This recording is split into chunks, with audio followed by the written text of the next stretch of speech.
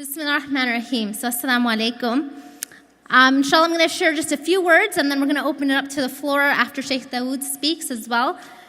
And I just wanted to, there's so much we can say on this topic. I just wanted to share some examples from the prophetic example in the Sira. And one specifically that, subhanAllah, we can take so many lessons from is the story of Salman al-Farsi.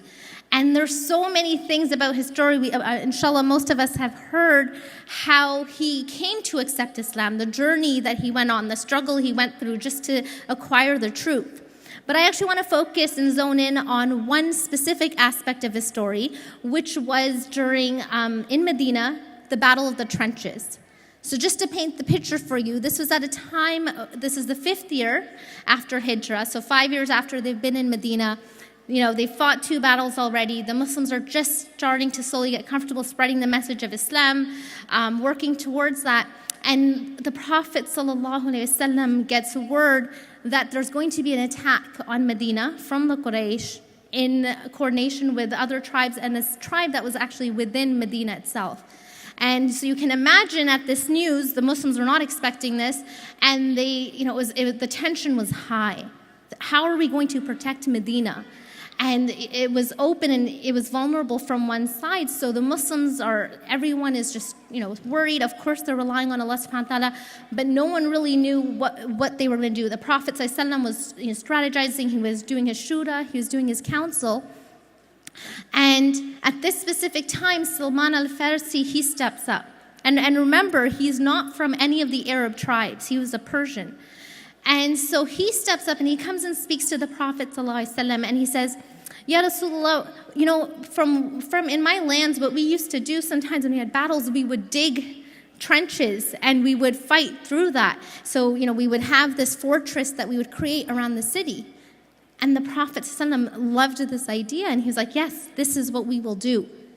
And so then they started in the labor and they started, digging the trenches and creating the fortress. And it turned out this battle was quite long, but alhamdulillah, the Muslims did come out victorious. And not only did they come out victorious, but this really changed the course for so much for the Muslims. And so what we take away from this and looking at the community and the Prophet ﷺ, what he led by example, was that even though Salman al-Farsi was not necessarily an Arab and he wasn't from among them and he wasn't very rich or had this affluent status, he felt valued enough to speak up. He felt valued enough to make a contribution and know that it would be heard. He felt respected. How many of us have silenced the Salmans or the Salmas in our community because we don't know them, they don't have a place here? Or just, not even give them a smile or salam because we write them off. We give different ethnicities, unfortunately, we give them values.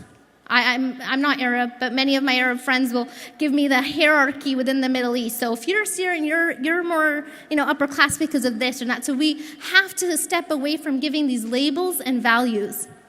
And so not only do we create a space where people feel respected, but that people can actually approach us and feel that they will be heard. Everyone has something to contribute.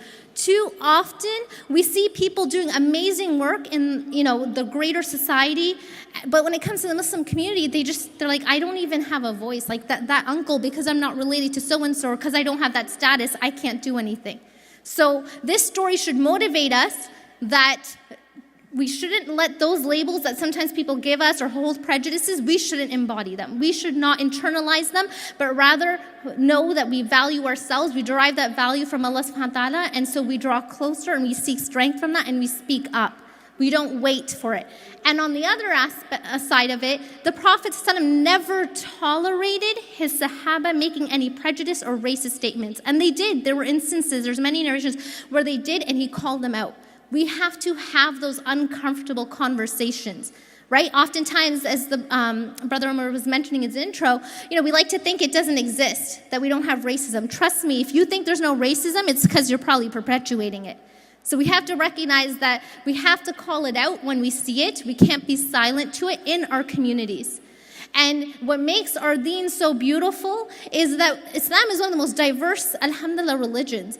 Right here in Canada, we have studies upon studies highlighting how racism is still rampant and continuing. The Muslim community can be leaders in highlighting what a diverse community looks like without racism, how you model that. So we need to channel that through the prophetic example to acknowledge it. And Islam gives us the tools to deal with those prejudices.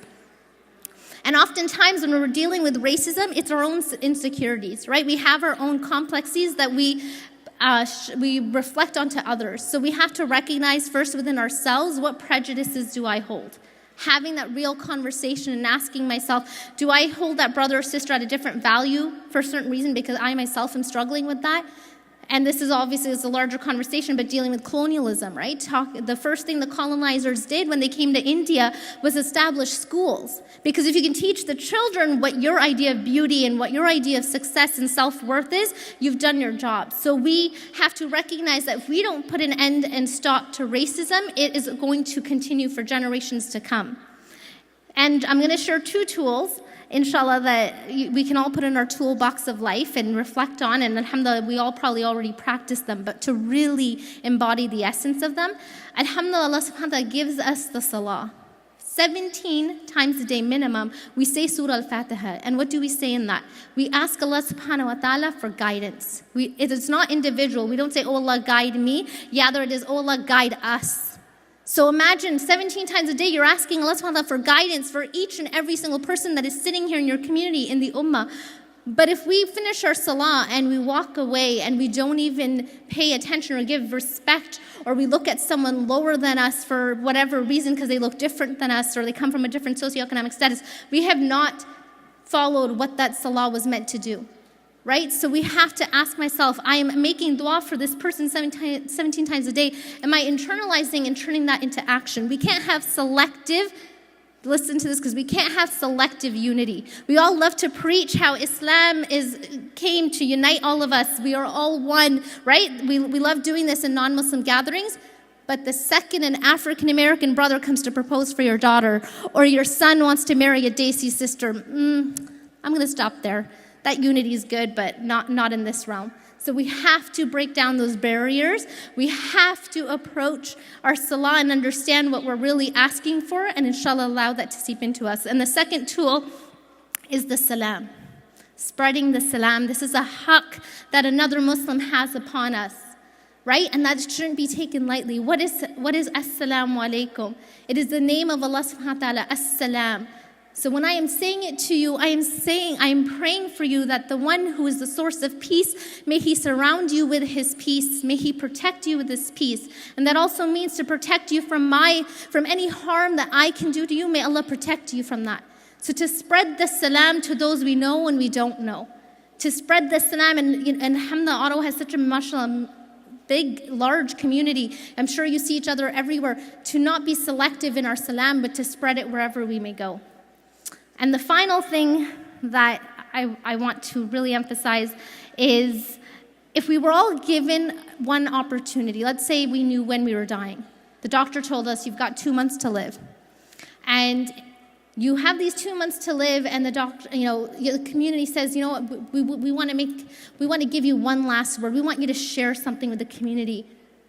You would think about this and you would share the things that most matter and that you think are relevant. You want to share some wisdom with everyone. There's that famous video that went viral, the last speech, where it was a man who was dying of cancer and he got to give this last big speech, went viral, really powerful.